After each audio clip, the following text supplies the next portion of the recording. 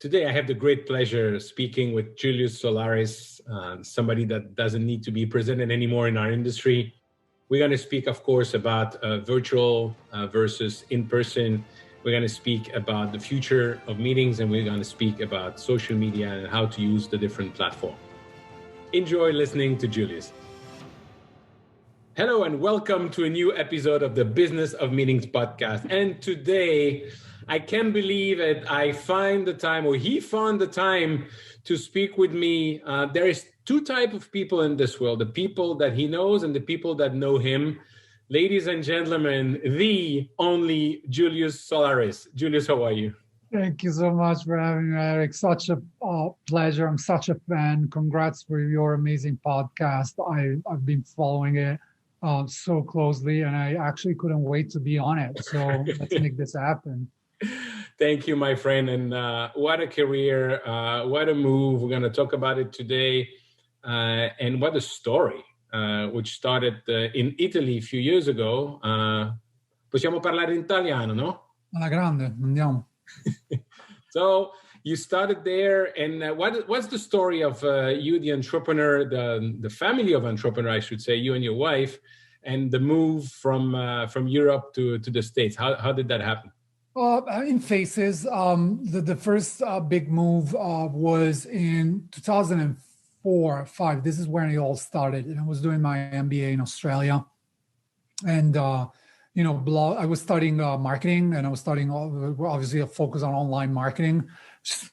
Funnily enough, is what I ended up doing a couple of weeks ago. But, in the meanwhile, I did completely different things to a certain extent. But I started to study that. And, I guess at the time, there was this concept that you could make money with blogging. It was almost like the influencers of today, being on YouTube, being on Instagram, or with TikTok. At the time, it was blogging, right? That was the way to do it, which, to be honest, is still the way today. We call it content marketing, but that's what it is, right? We're referring to that way of thinking. And, while I was doing my marketing MBA, I thought about blogging, and then I moved back to Italy for a year and a half or so. And while I was there, 2007, I said, I'm going to make this happen. I'm going to start blogging. And really, they say that you can blog about a topic if you can write 50 articles about it. And the only thing I could write articles about it was really events, because that was my immediate experience out of university with pharmaceutical conferences and the like. So I was excited by the world of events and business events specifically, which is could tell you a little bit of how crazy my mind is, because being excited about the world of business events, you really have to like it. Being that, but other than that, I also had a passion into how social media and the new world of technology was going to impact the world of events. And I started to talk about that very early days. 2007, obviously I was talking by myself. Not even my family could read what I was writing. It was in English, and they couldn't speak English. So it was just random ramblings on whatever was happening, whatever I thought. If you go back on Event MB and you look at the first post, there was just crazy incendiary type of posts that I was writing. But then I guess I stuck to it, and I started that process of writing and, analyzing what was happening with the writing that I did, publishing on social media, and some things picked up on the very early days of Twitter and, SlideShare at the time and all of that. And that started to be kind of the common thread of my next moves when I moved to then London. I moved back to Italy, back to London, and then to the US 5 years ago. So the blog has been kind of the common line. I had proper jobs while I was doing it, and then it became my business in 2011. So for the past 10 years, it's been a proper business as such. So I remember what they always say, and that's a sentence that I would use for myself, definitely. Never make fun of somebody with an accent because it means they speak another language. That's true. I had to embrace that with the first speaking opportunities as well, which I started in 2008, 2009. I had to kind of embrace my accent, my flaws, and, just go with it. I mean, yeah. one thing, and I remember when we were speaking when you were looking at the move to the US. But what is interesting for me, and especially for those who are listening and then wondering if they should start their business or if they should move, what trigger the fact that you say, you know what, I'm going to come to a country, a totally different country. I'm going to cross the pond. I'm going to develop my business there. What happened in your mind at that moment, and what is the discussion with your wife at that moment? Interesting. So first of all, I'm organically driven to move. So, we're the joke of our family and friends because it's like every 2 years we go somewhere, right? So I went to Milan to study from Southern Italy. So I moved out when I was like 17, which is kind of crazy for Italians, right? They stick with parents for a while. They don't. I heard. I mean, now it's different because there's a mass migration out of Italy. But back in the days, it was kind of awkward. So we moved to Milan, then I moved to Sydney, Australia, then to London multiple times, and then to the US. So I have this kind of citizen of the world mentality. To a certain extent, I want to experience new things. And when I was 17, I always say this when I open my keynotes, I was in Los Angeles doing an exchange program, studying abroad for summer. And I called back my family and I said, I need to move here. This is like where I belong. Like I don't belong to Southern Italy as much as I love it. I belong to California and the West Coast or whatever. And, that it was a dream that I had in the back of my mind. And I kind of had surrogates for it in Australia and London. But I was shooting for the US from the very beginning. I really wanted to move here. And then our business aligned with that. We had clients in the US, we had readers in the US for the most part. So it made sense to, when you're earning in dollars and you're spending in pounds, it doesn't work that well, No. Especially in London. So it was like obviously a big financial motivator to move to the US, made sense on a business purpose. And then, we had different options for the visa, which is a pain in the neck, as you know. And you would have an option to start a business here and do that type of visa, which was temporary. And then we had an option to shoot for the stars and go with the EB1, Alien of Extraordinary Ability. And, we tried it and it worked. Even my lawyer was surprised that it worked. So, we made it work. Obviously, that type of visa is something that is given to those that achieved a lot in their field. And I was able to prove that within the event industry. And I got a green card and now I'm about to close my 5th year and hopefully become a citizen as well. Wow, and exactly the same path and the same way and everything. So I know. Very excited with that. So you're moving to the US, you have your company, and a few years later, that's the perfect American dream. You're approached by Skift and you sell the company. So how did that happen? How was the conversation and what's going on in your mind saying, okay, I've started this. Yes, I can sell it. Do I really want to sell? Do I really want to become not the boss? So what's going on in your mind at that moment? So little known fact, I've sold 2 businesses right here in the US. So I used to have a software business that used to do WordPress themes for event websites. And we sold that business in 2018. That was our very first business that we sold. And it wasn't a millionaire type of deal. But, we sold that business at the very beginning. It was called Show Themes, and we sold it in 2018. So that was the first part of the American dream. That was the financing for my first house, I guess, that we bought, the down payment for it.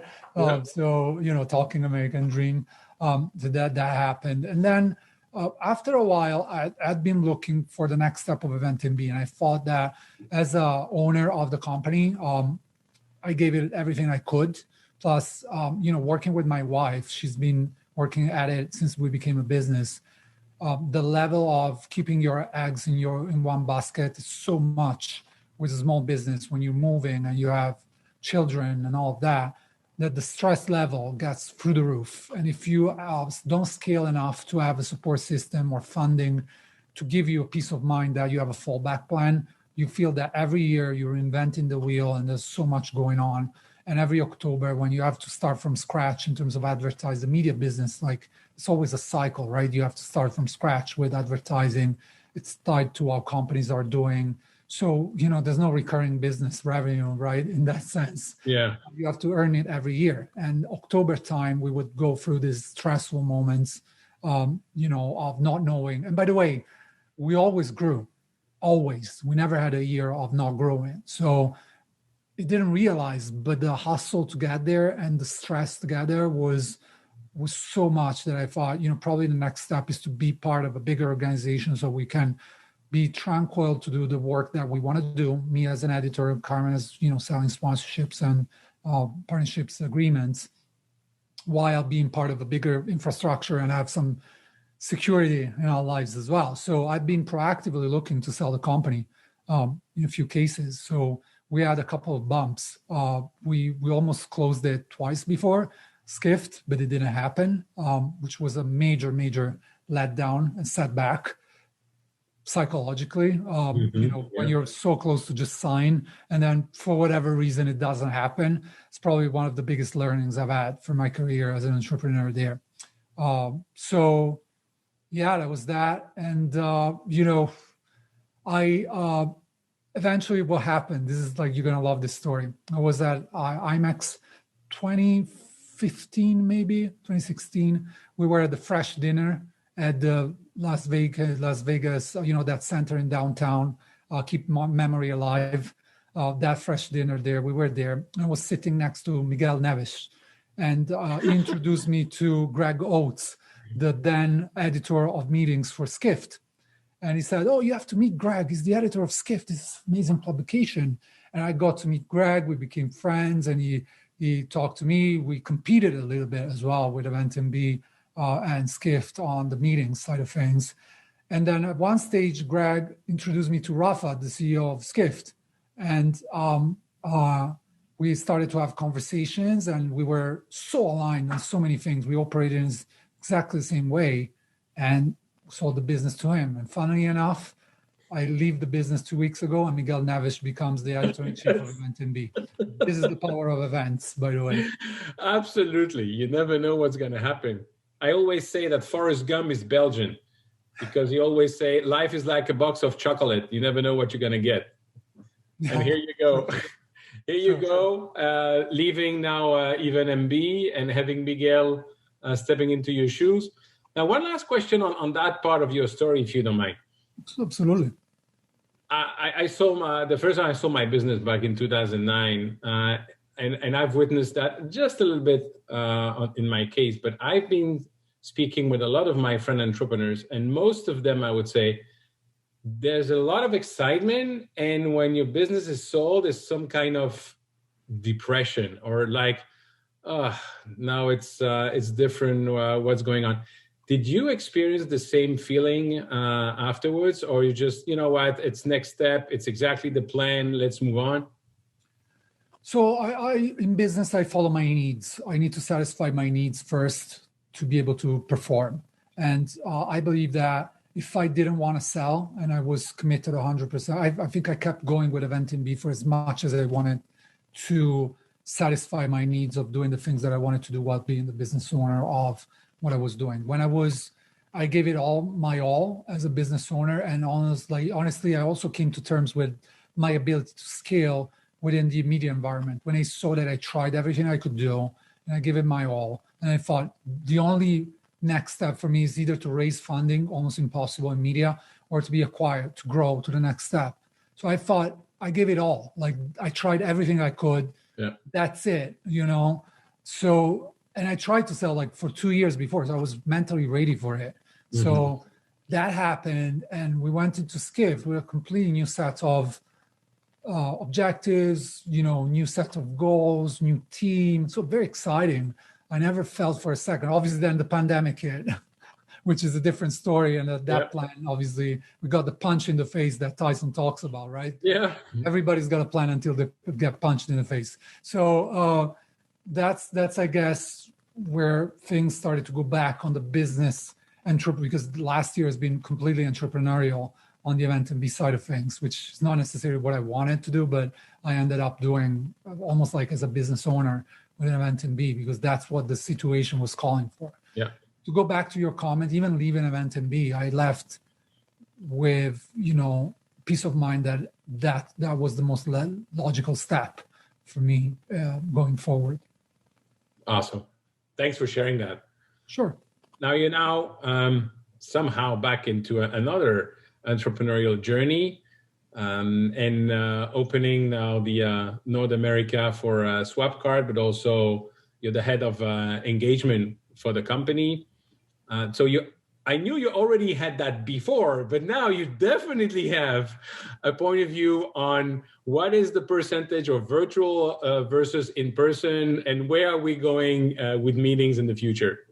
Absolutely. Well, first of all, I've been preceded in North America by Matthew Donegan Ryan, who, is probably one of the most accomplished event technology entrepreneurs. He sold 2 companies to Cvent, last one, Crowd Compass.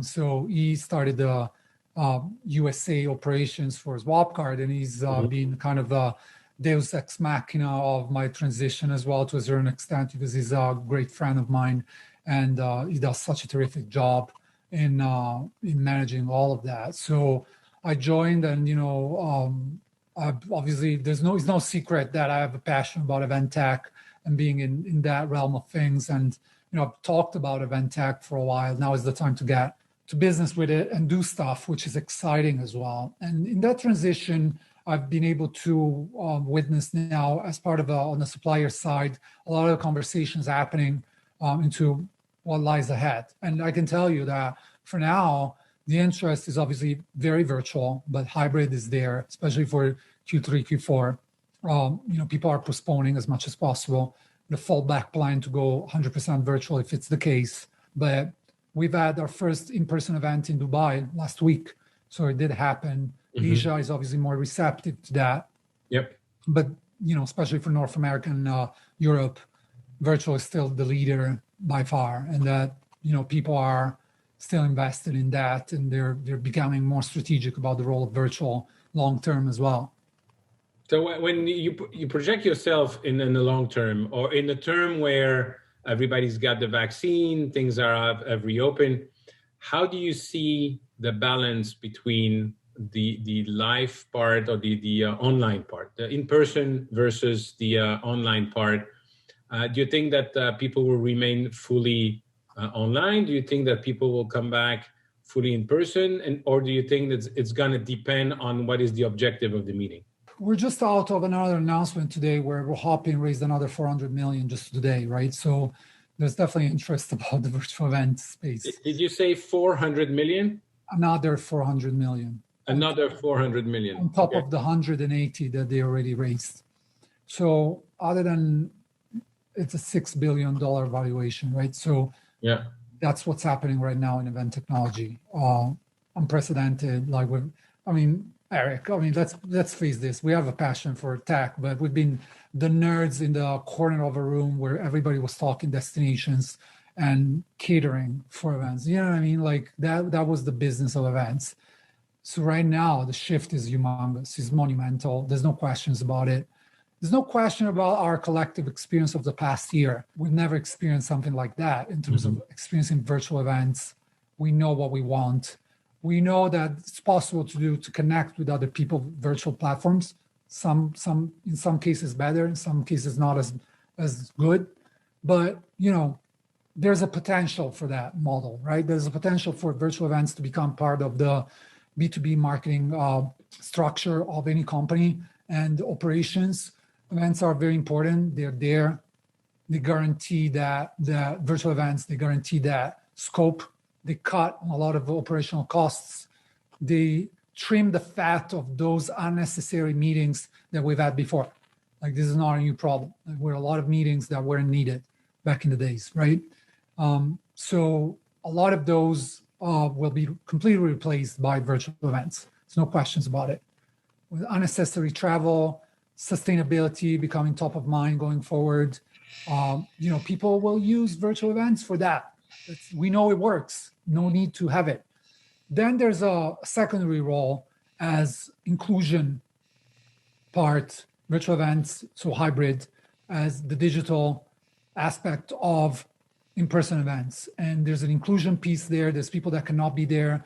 There's a separate experience to be built off the back of what we're doing on in-person events. And we can talk about hybrid and the likes and what that pertains. Then there's a third dimension, which is the 100% in person. And boy, do we need that, right? To go back to in person, hug people, have these humongous, massive meetings, trade shows, sporting events, and just feel that feeling of being there because everybody's there and we want to be there. And if we're not there, we're missing out.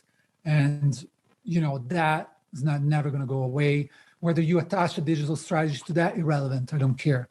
That we're going for just the in-person experience in that. So these are the three sets of needs that I see going forward.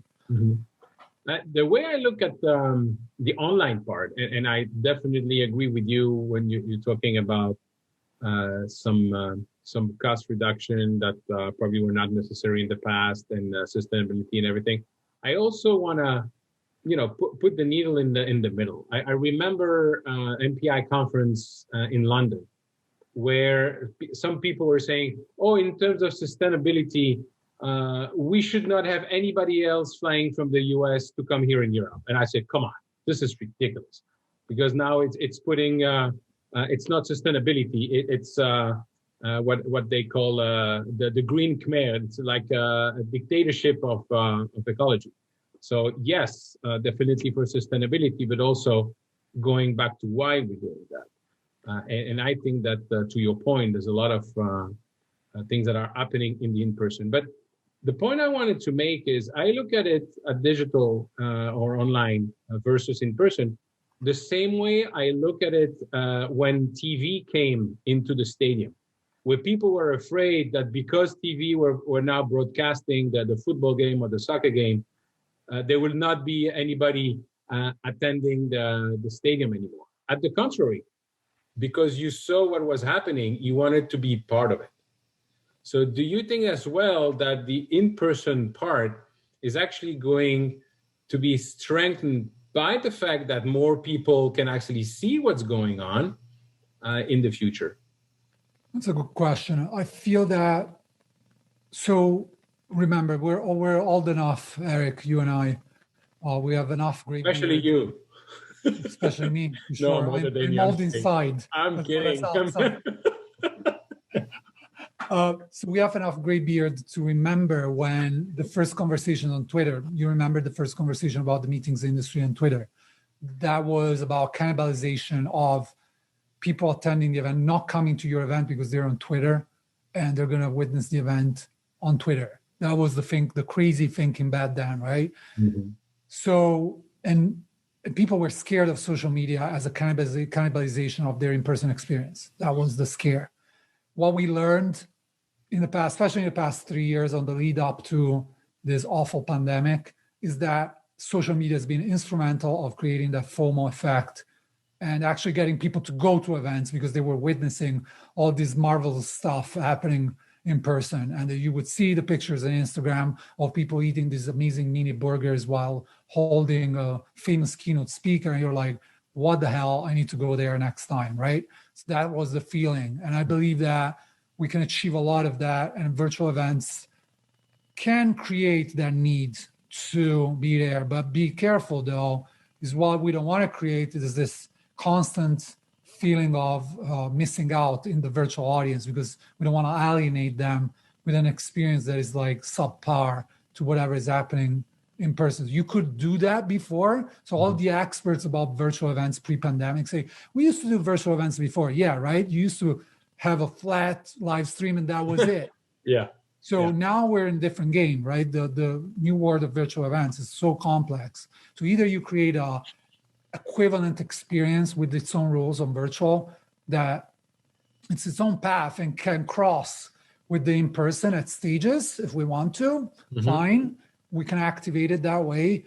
But you know, even a keynote, what about a keynote that goes on for an hour in person? You're going to have that in virtual? How's that going to work out for you? After 15 minutes, I'm just walking my dog. I don't care, right? So That's kind of the consideration. So can it help to translate into in person? Absolutely.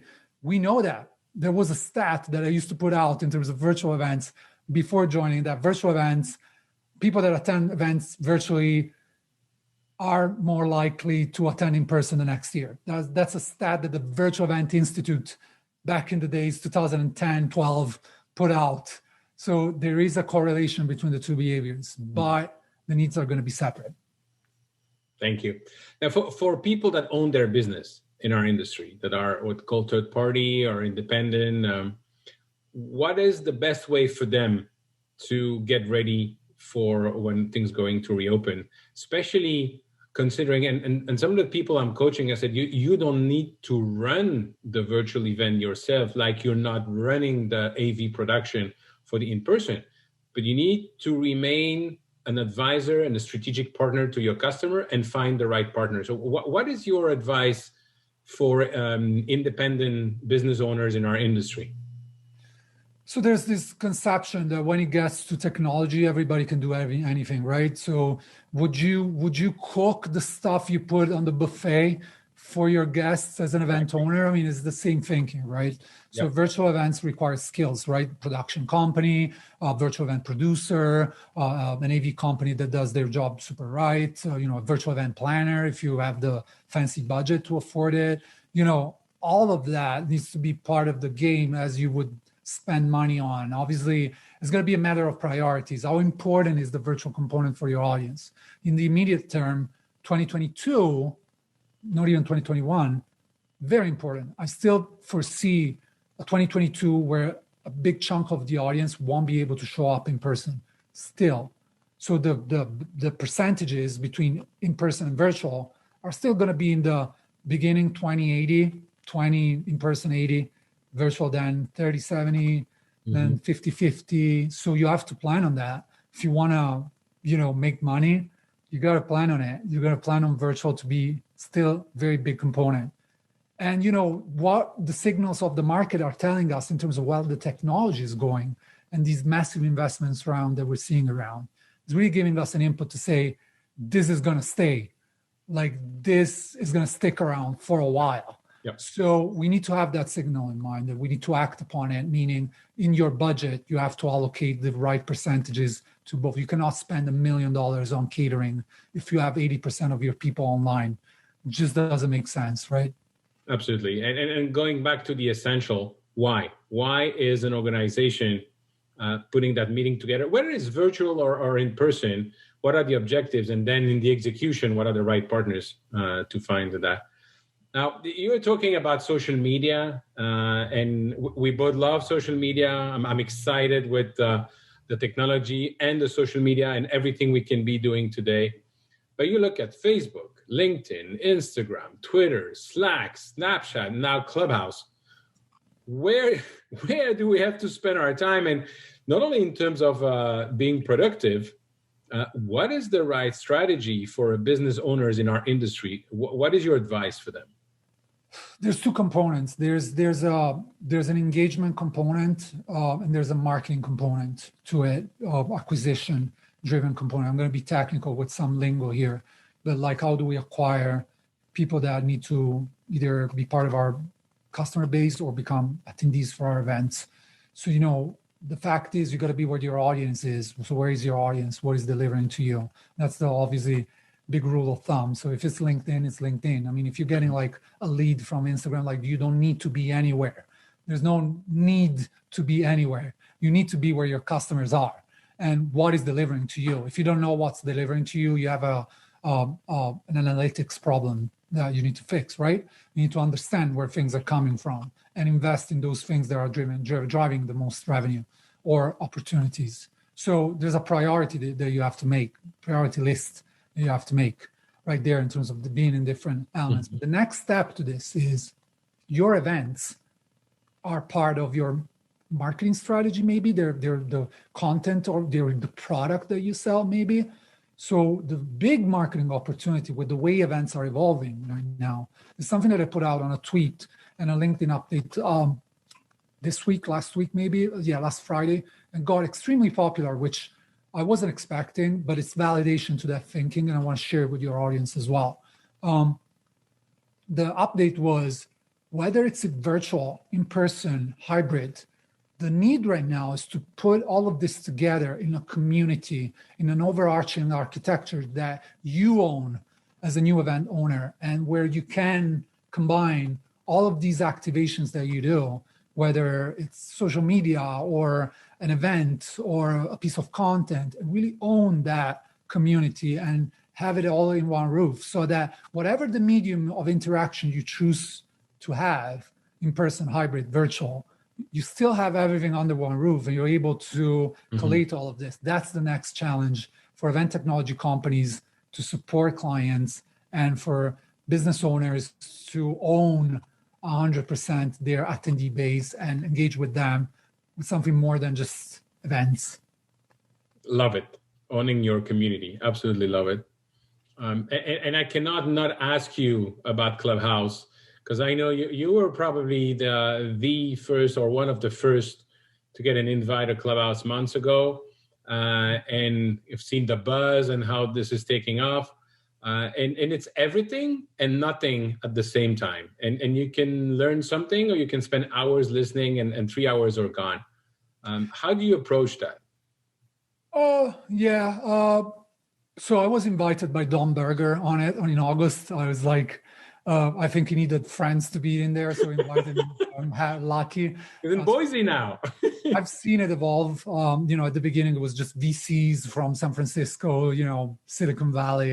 This is like different levels than what we have today. It's growing super fast, and there's a need for it right now. There's very specific, and there's, the Zoom fatigue, the camera overload, and being on camera all the time and working on camera and being there present at all times. That disconnection of the visual part is so powerful, to the stage where I can tell you we're releasing this week with my company an audio version only roundtable feature within the platform, where you can run audio only stages, roundtables during your event. Interesting. Disconnect your mind and have that white space, which is so needed right now in this virtual event, always on culture that we're living in. That's the powerful thing. I can walk my dog, attend an event, or attend a Clubhouse chat. And if I want to jump in, I'll raise my hand. If I don't, I'm just listening in. I'll moderate it if I want to step up. So you have these new influencers in Clubhouse, these new chats. Obviously, there's Twitter Spaces as well that just got rolled out. I got access to it, as many of you. So it's interesting how audio only is evolving, which is kind of reminding me a little bit of our podcast. Kind of right at the beginning, it was just like geeks, and then all of a sudden everybody's doing podcasts, and so powerful it is. Same power, right? But it's live podcast of being in your car, driving, doing something else, being at the gym, running. You don't have to be focused 100% on it, and that's the power of it.